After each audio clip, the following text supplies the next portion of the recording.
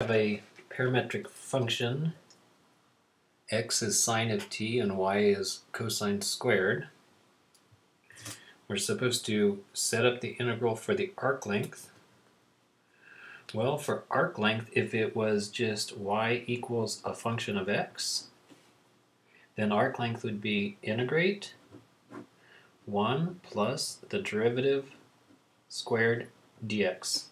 And then you've got some range of values for x from a to b. Well, we don't have just y equals a function of x. We have x is a function of t and y is a function of t. So in here we're going to need both of those derivatives and then squared and added together. We're also going to need to know what is the interval. Since these are trig functions, I have a feeling it's going to be from 0 to 2 pi, but there's times when you think it's 0 to 2 pi, and 0 to 2 pi actually makes the graph twice or 3 times, just because of the nature of the functions, especially with something like this. So graph it, sine of t for the x value, y is cosine of 2t squared. Start by going from 0 to 2 pi. Since these range between -1 and 1, I can keep my x and y values ranging from -1 to 1. I'm going to change this back to the 0.13 default. And the graph is a W. Now, if you go from 0 to 2 pi, that does graph the whole thing. But what if we went from 0 to just 1 pi? Would that graph the whole thing? Well, that would be half of it. So you might think, hey, why don't we just integrate from 0 to pi? Because this thing is symmetric, the length on the left is the same as the length on the right, so you could just find out that length, then double the answer. Sounds good, but there's one small problem. When you graph it from 0 to pi, and let me slow it down, and also I'm going to change this.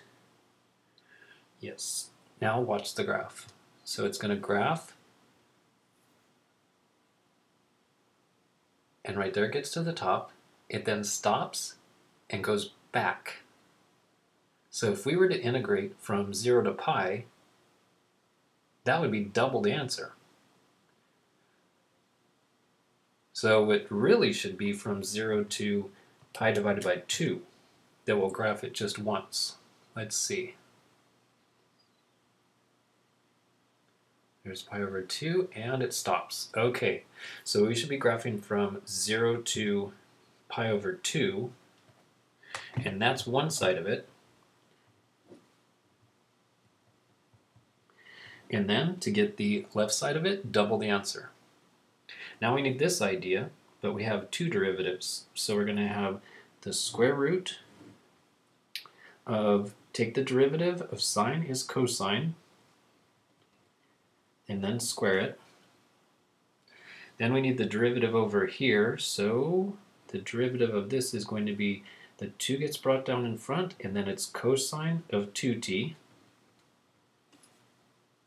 Then you have to take the derivative of cosine. That will be negative sine of 2t. And then the derivative of the 2t is a 2. So let's say I close the parentheses for that negative sign. I need to close the parenthesis here, and then square it, and then make a much bigger square root. And then it's going to be integrated with respect to t. Well, thank goodness the directions just say set up the integral. That would be a pretty tough one. Okay, then convert it to rectangular form. Well, let's see. When we're looking at the graph, this right here, the whole graph of a W I've never seen outside of parametric equations, but this sort of looks like a parabola. So I'm wondering if it isn't something that has y equals x squared. Sometimes that's a helpful idea, sometimes, especially when it's a graph that you haven't seen before, like this W, sometimes looking at the graph doesn't help you convert. Let's see.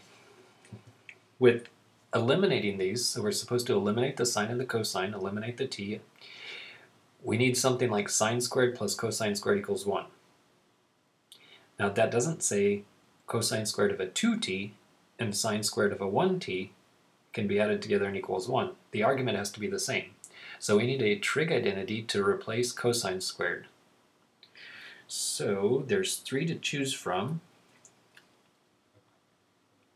The one that I'm going to use is that cosine squared of a 2t is 1 minus 2 sine squared of just a t. So a double angle formula. So we've got y is equal to, so replace it with 1 minus 2 sine squared.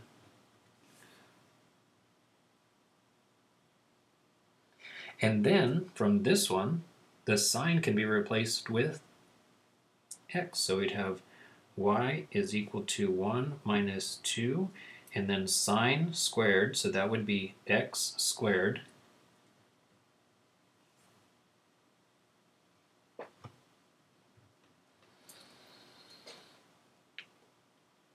And the parameter has been eliminated, so we're done.